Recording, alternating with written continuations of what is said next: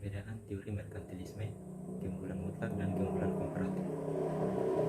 Menurut pedagang merkantilisme, bahwa sumber kemakmuran terletak dari banyaknya persediaan logam mulia seperti emas dan perak serta tercapainya ekspor atas nilai impor.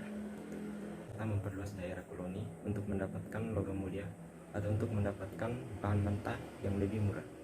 Teori ekonomi klasik terbagi menjadi dua, yaitu absolute advantage dan comparative advantage. Adam Smith mengatakan kemakmuran suatu negara bukan dilihat dari banyaknya persediaan logam mulia seperti emas dan perak, melainkan kemakmuran suatu negara itu diukur dari nilai GDP yang diperolehnya atau Gross Domestic Product. Untuk meningkatkan GDP, maka pemerintah harus mengurangi campur tangannya sehingga tercipta perdagangan bebas atau free trade. Karena free trade akan menimbulkan persaingan yang ketat sehingga setiap negara akan memiliki keunggulan absolutnya masing-masing. Sehingga kesimpulannya bahwa suatu negara hanya akan mendapatkan gain of trade dan akan makmur apabila melakukan perdagangan bebas. Perbedaan teori merkantilis dan teori klasik. Perbedaan teori merkantilis yang pertama yaitu dari pendekatannya. Teori merkantilis mengatakan bahwa untuk memakmurkan suatu negara, pemerintah harus selalu intervensi dalam perdagangan internasional. Sedangkan menurut teori klasik, Adam Smith mengatakan harus tanpa campur tangan pemerintah sehingga negara itu bisa makmur. Yang kedua, perbedaan yang kedua yaitu dari segi sudut pandang.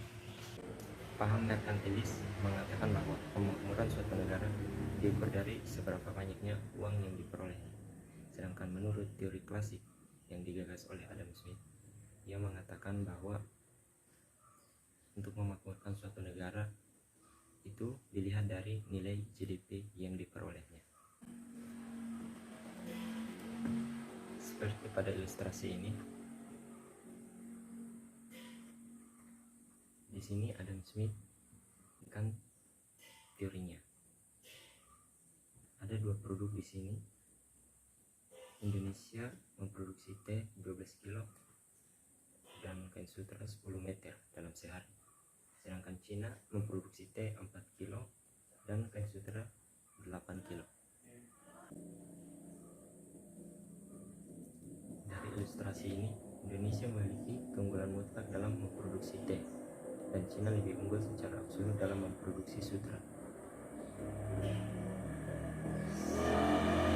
Sehingga dapat disimpulkan bahwa perdagangan internasional itu akan terjadi dan saling menguntungkan apabila masing-masing negara memiliki keunggulan absolut yang berbeda, dan sebaliknya apabila satu negara saja yang memiliki keunggulan absolut, maka tidak akan ada perdagangan internasional yang menguntungkan.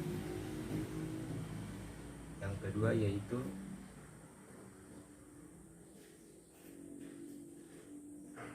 teori klasik comparative advantage oleh David Ricardo. Teori ini dikemukakan olehnya dalam bukunya yang berjudul Principles of Political Economy and Taxation tahun 1817. Menurut Ricardo dibedakan menjadi dua, yaitu perdagangan dalam negeri dan luar negeri. Untuk perdagangan dalam negeri, Ricardo berlaku teori keunggulan mutlaknya Adam Smith. Sedangkan untuk perdagangan luar negeri, ia menggunakan teori keunggulan biaya komparatif. Keunggulan komparatif ini adalah keunggulan yang diperoleh oleh negara karena dapat menghasilkan produk dengan biaya yang relatif lebih rendah dari negara lain.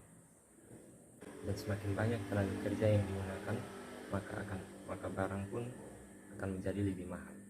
Sehingga dalam perdagangan ini masih tetap bisa dilakukan meskipun suatu negara tidak memiliki keunggulan mutlak sekalipun terhadap negara lain. Di sini adalah sebuah ilustrasi comparative advantage oleh David Ricardo. Di sini ada dua negara yaitu Indonesia dan Cina. Indonesia memproduksi 1 kg gula dalam tempo 3 hari dan 1 meter kain dalam waktu 4 hari. Sedangkan Cina memproduksi 1 kg gula dalam 6 hari dan 1 meter kain dalam 5 hari. Di sini dapat disimpulkan bahwa kelemahan dalam teorinya ini bahwa ia tidak dapat menjelaskan mengapa terjadinya perbedaan harga untuk barang produk.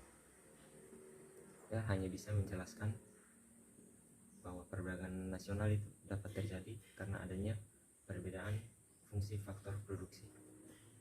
Sehingga secara logika dapat kita simpulkan bahwa apabila produktivitas dan efisiensinya sama, maka tidak akan terjadinya perdagangan internasional. Terima kasih.